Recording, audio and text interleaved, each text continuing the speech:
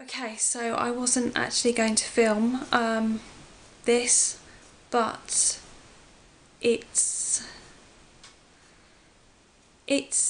real, and that's how I want to keep things with you health-wise. I don't want, if I start kind of trying to tell you things when I'm feeling great and when I'm feeling better and when I'm feeling good, it's not going to be, you're not going to really see what these conditions can do, the effect they have on my life, the effect they have on other people's lives, and I will probably end up getting to the stage where I don't want to film anymore because I always feel crap. So I thought I'd tell you about my tilt table test that I had today. It is 12:15 and it is the 11th, yeah, it's the 11th of June. My tilt table test was at 9 o'clock. It finished at 10 o'clock and I've only been not crying continuously for about half an hour. The test itself is okay. They lie you on a bed and you're attached to, I had something on my fingers and I had a blood pressure monitor, which I was actually, like one of those cuffs that inflates. That was the thing I was most concerned about, I think, because they always make my arm feel like they're about to explode, but this one went up and then just pulsed a bit as it came down, and it wasn't on for as long as they normally are. I was on a bed with a footrest on the end. I was strapped in and they lay it down for 5 minutes and then tilted it up to 70 degrees for the rest of the time. I think it was about 10 minutes. I had very mild symptoms. I felt a rush going down my feet as I was moved up. My hands became cold at one point, and then I started to get pins and needles in the side of my hand. What else? I had mild palpitations. Nothing else really happened, which is very mild for me. And the results were negative, which, oh, the blood pressure, they said that my blood pressure raised slightly when I experienced symptoms, but I don't know the numbers. They didn't tell me the numbers, and they said that it was within my normal range, but I was having palpitations at the very start, so I don't know.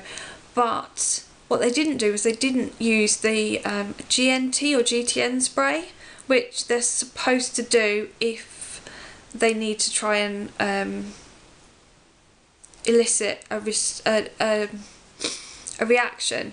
So I just thought, I didn't say anything because I just thought, oh well, they've clearly got the results they need, they don't need to add anything extra into the mix. So now I just feel really frustrated because I wasn't unwell. It all went pretty much fine, and they haven't got the results. So it just feels like I haven't got anywhere. It feels like I'm worried that I'm not going to be believed, because I went through all of that with my migraine. When I became ill with that, doctors just said, oh, she can't have a migraine for the whole time. Just give her paracetamol and don't come back with the same thing. That's what they told my mum. And then when I started losing consciousness because of it, they did EEGs, and because they were looking for epilepsy, and the EEGs were normal, they told my parents I was making it up, that I was doing it to get attention.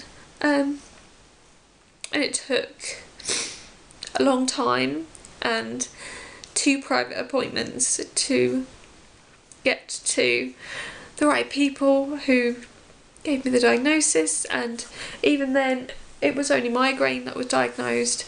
It's only been in the last 6 years that I've had the Braziller type migraine diagnosis, which is more specific. I'm sorry. So yeah, I have been speaking to people with POTS have said that you can have a negative result, and it doesn't necessarily mean you don't have POTS. One of my friends has said that when she was a lot better, she didn't have a positive result, but she does have POTS, and she has had that diagnosis. So I've got an appointment in September, and unless there's anything significant when the doctor sees the EEG, the tilt table test results, unless there's anything significant he can see, I won't see him till September. But I feel very lucky that I do have an appointment that I'm waiting to come through for the National Hospital of Neurology and Neurosurgery's autonomic department. My neurologist is, but my migraine is at the National Hospital, and he has referred me to them. I'm just really frustrated as well because I was told not to drink coffee or tea or caffeine the day before, just before the test, and I didn't, and I just kind of think that if I had, then maybe I would have got the results that I normally experience. I'm just really it's really frustrating that the one time that I'm not experiencing anything in particular is the test. I sat at the GP surgery last time I went just to kind of do a medication reduction check-in, and my heart rate was 130 beats per minute, and it's supposed to be less than 100. Now, from what I've researched, if you get 130 on your tilt table test, regardless of if it goes up or down, that's a diagnosis of POTS. So we're just going to have to see, and I will keep you updated. And I'm trying not to dwell on it now because there's nothing I can do. A few people I've been speaking to have said to push for a second test, particularly because they didn't use the GNT spray. So yeah, that's where things are. Thank you to everyone who has been really supportive through Twitter and messages here. I'm just going to try and kind of keep going, I guess.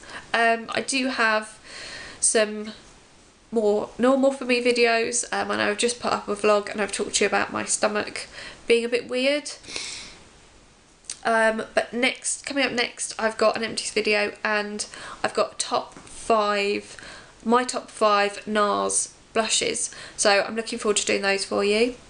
And I will speak to you all soon. Thank you so much for listening. Thank you for all your wonderful comments and your support. I will leave my social media links down below. So if you want to come and have a chat on Twitter, come and have a chat. All of your friendships, they mean the world to me. I will speak to you soon. Bye. And this little man doesn't seem to realise that the back door's open, and he's meowing to go out the front door, so let's let him out. There you go, little man.